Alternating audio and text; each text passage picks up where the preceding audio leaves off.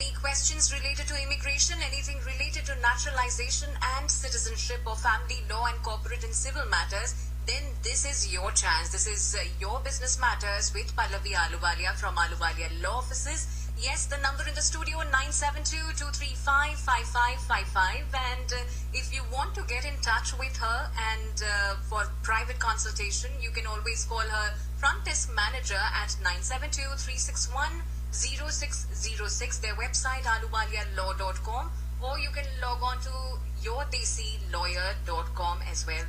With that, would like to welcome Pallavi on the airwaves of Fun Asia Radio 104.9 FM. A very good morning to you, looking very fresh. Thank you, Neetu. Is my mic on? Yes, it is now on. Yeah. A wonderful morning to you and to all our listeners and all the people that are patiently waiting for their questions to be answered. I want to take on the questions. I don't see any major updates to share at this point, but if I see something of note, I'll bring it to your attention. So I think since we have calls already that are waiting for us, let's start taking the calls. Thank you, Neetu. Let's do that. Going to our first caller, Fun Asia Radio. You're live on the air. Go ahead and ask your question. Hi, good morning. I have a question. I already applied for my family, my brother and his family, 2010. I would like to know that what status going on over there? What year files going on there? Right. It is quite behind for all family cases currently. It is, and you're talking about either India or Pakistan, correct? India. Okay. It's March 1 of 2003 for November visa bulletin. 2003, I'm right? Correct. March. Okay, so how long is going to take time for the 12 years. process? Anytime. I always give generic numbers, but it's usually this is not something that you can even watch. You have to give it or devote chunks of time to the wait here. So about 12 more years. Okay, thank you. All the best. All right, thank you for your call. Going to our next caller, 972-235-5555, number in the studio. Fun Asia Radio, you're live on the air. Go ahead and ask your question, please. Yes, thank you for taking my call. I received my green card to employment back in June of this year, and if I change my employment, it's been almost like around 4 to 5 months. Would there be any adverse effect in the future, either for the citizenship or green card renewal? Okay, so the question to look at is how long were you with your employer even prior to you getting the green card? It's almost been 2 years till now. Okay, so 2 years and they ported you, which means that they did the I-140 for you? And H-1B, and then filed employment green card in the second category. Yeah, that would be the porting of the priority date from the old I-140. Yeah, I would say that, I mean, that does establish, the 2 years do establish the fact that you meant to be with them on a permanent basis. Now, things do change. Now, if it is where you're looking for permission to move, I can't predict what the government will do. The job offer is on a permanent basis, right? But circumstances are allowed to change and do change sometimes. The time that you spent with the employer prior is also taken into consideration to look at the bona fide nature of the job offer and your intentions with this. So if you're looking at about 2.5 years, yes, it sounds that you've been with the employer for a decent amount of time. But now that you're looking at just a couple of months more left till you hit the 180 days, when usually in parallel, AC-21 becomes, and portability kicks in for pending adjustment cases. And if you want to just parallel that thought process, you just have a couple more months. Okay.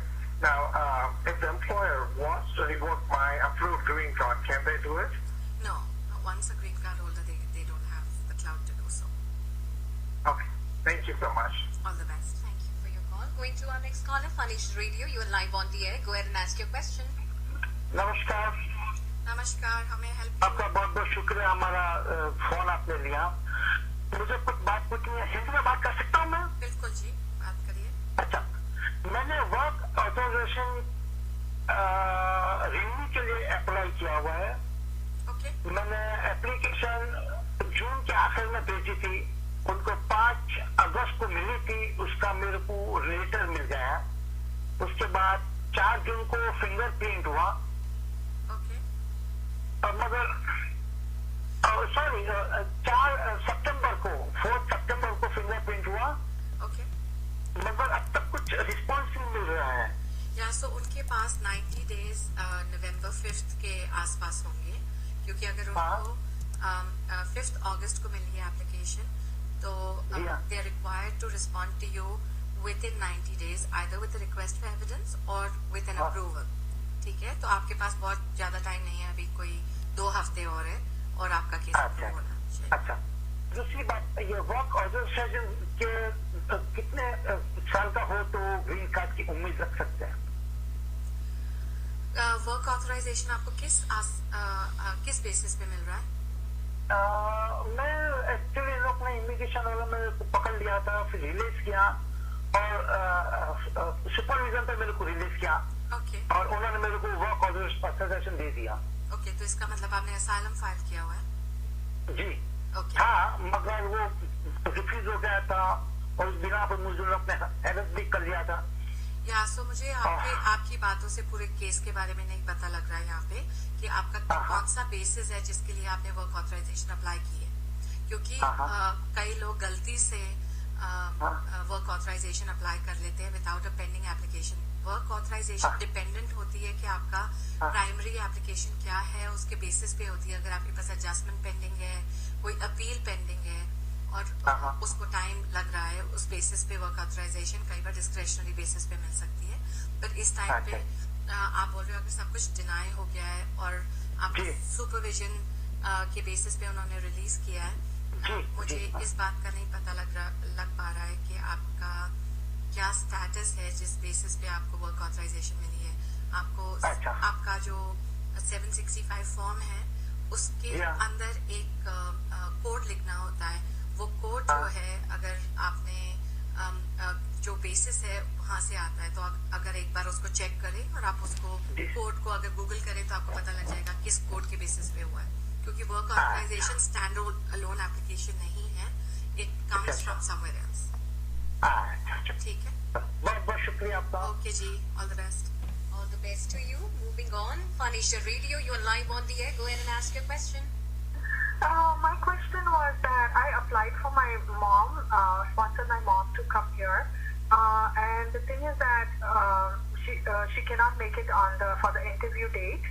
But I heard that if you reschedule it, they can even. I mean, I read online that if you reschedule it, they may not even give you, like, they can even deny your case. Yeah. So is that true? Yes. Well, most properly filed reschedules that have been acknowledged by the government should work to reschedule, but it is quite possible for it's a million pieces of paper or even more there, and it's quite possible sometimes that when they see it as a no-show and the officer that's admitting the reschedule notice has not indicated it properly, it does end up as a denial.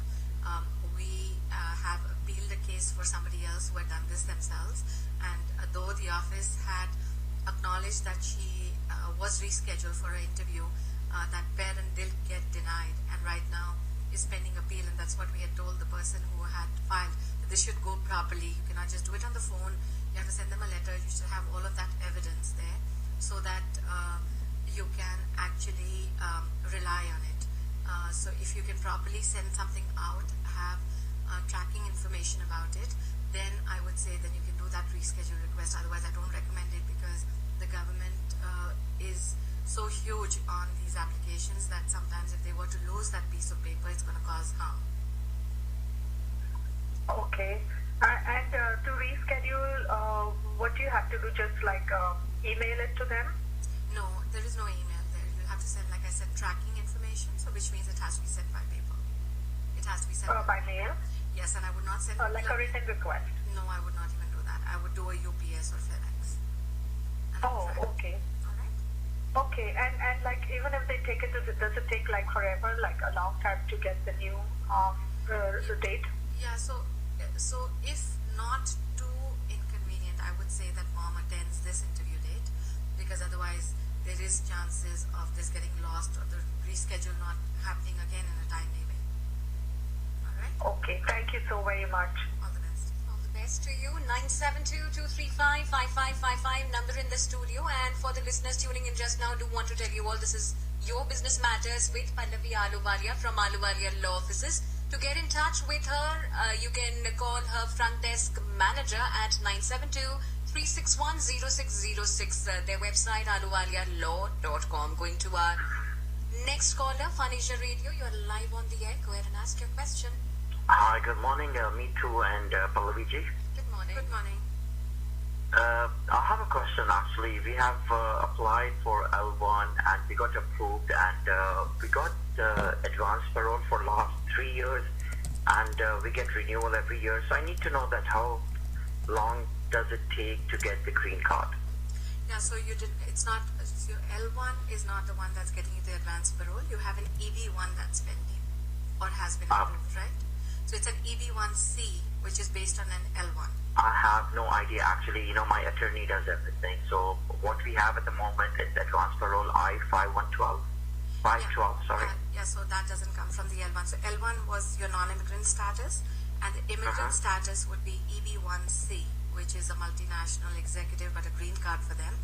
And based on a pending adjustment of status is how you get the advance parole. Right. Since it's EB1, it's a current category. Your question to me is what? Is the I-140 approved is the first question I have for you. Yes, it's approved. And we have already done the medical and the fingerprint. Yeah. So, and So how long? usually how long it takes? How long has this been pending? For last 2.5 years. That does not seem right. The adjustment cannot be pending this long. You have to get your green card within a year if your I-140 was approved. So I think what I'm seeing here is maybe a disconnect with what has been approved and what has been filed. It looks to me that you have an I-140 that's filed, that's still not adjudicated, and you have an adjustment pending along with that. Okay, and that's why it would take 2.5 years. The L1, that was a non-immigrant status, has probably been approved, and that's the basis of your stay in the country. So there are different levels of this, and it is from what you're telling me. What you advise me to like, how should I contact my attorney? What should I ask him? You have to ask him about your I-140, whether it's approved or not under EB1C.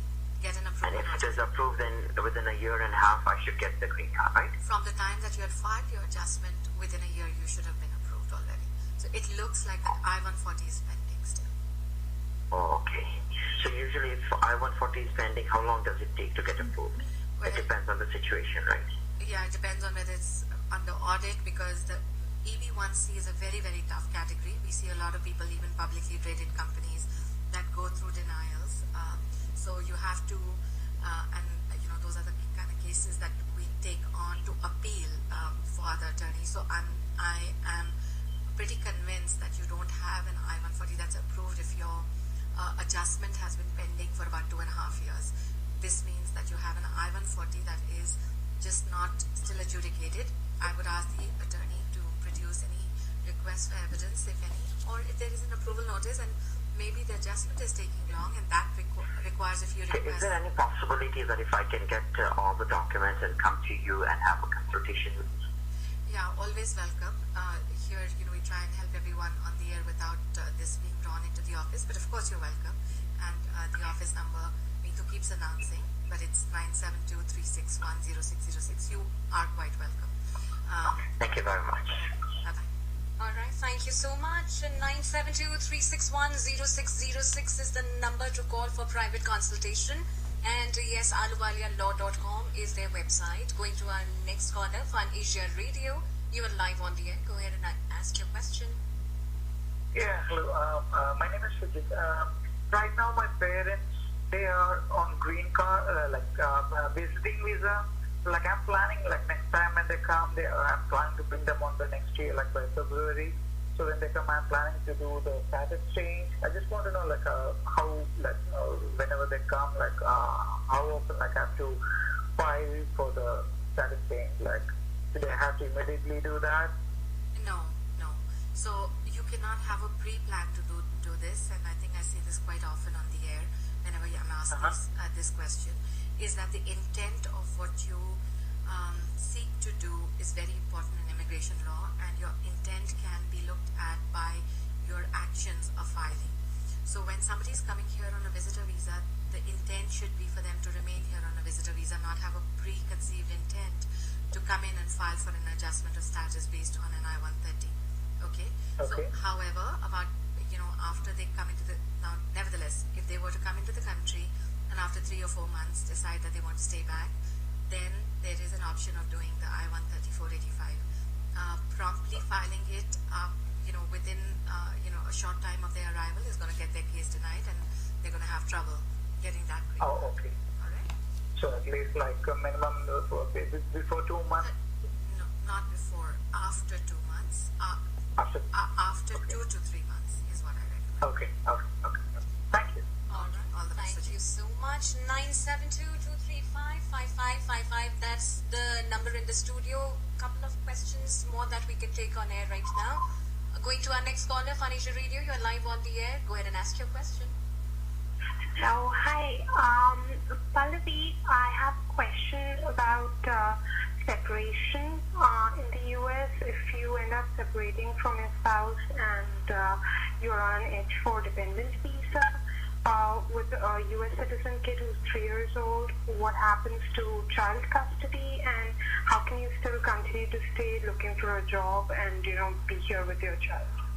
Yeah, so this is a very, very loaded question, and the reason for that is that you're not talking about divorce, you're talking about separation, correct? Right. So we have 2 issues here. One is that of family law. So child custody and all is decided based on that. Now, as the H4 dependent, your H1B spouse, if you were to be separated, not living with him, does have the option of letting immigration know that you're either thinking about a divorce or you're separated and not together. And it is quite possible that that will cause you a loss of status if immigration were to withdraw that H4. A lot of people have experiences when they're coming into the port of entry and the spouse has revoked or withdrawn support on that based on your separation or divorce. So you have to make sure that that's something that's sorted out. Now, you staying back in the country based on the 3-year-old child is not a possibility. You taking on a different status that moves away from the H4 status and gets onto maybe an F1 or when the quota opens in an H1B, maybe your immigration options that you want to look at. Okay, all right. And according to the family law in Texas, how does the child custody work? Does the mother get custody of the kid, or you have to again debate that? So the law here assumes that both parents should be involved in the custody of the child, and this is done from a judge standpoint to have this be in the best interest of the child. That's the standard that's looked at. Okay, and in the best interest of the child, the mom and dad both should be involved. Now, if there's family violence or anything, things like that, that will impact the custody and the sharing of the child, because if there is a finding of family violence, then the courts will not give your husband custody. So there are different nuances to this that would require you to think through everything before you make your calls. All right? Okay, thank you. All the best. All right, thank you so much for your calls, and I think it will be very difficult to squeeze in one more caller there. So that's about it, Pallavi. The time flies really, and there are so many callers still. Do you want to take one more? Let's try one more. Okay.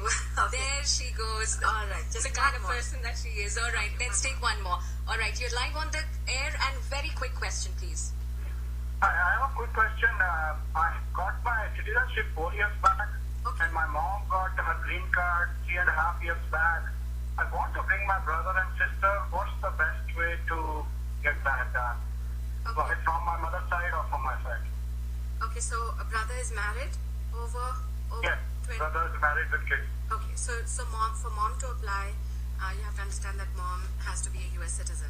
So I suggest you apply and keep it pending. And when mom gets to be eligible, she also applies. So you have 2 options for the brother. Whichever moves a bit faster, you take advantage of that, and the other one would just kind of go away. Now, I'm talking in this really accelerated speed because I'm giving them all the signs and faces to end it right here.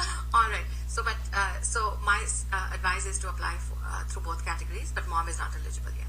All right. Thank you so much. Thank you so much for your call, and thank you, Pallavi, for taking that last question. You were right, actually. We did squeeze it. All right. Thank you so much, Meetu, and appreciate you hosting me so well as always, and look forward to being back next week. Absolutely, Pallavi, our pleasure. Thank you. Sure.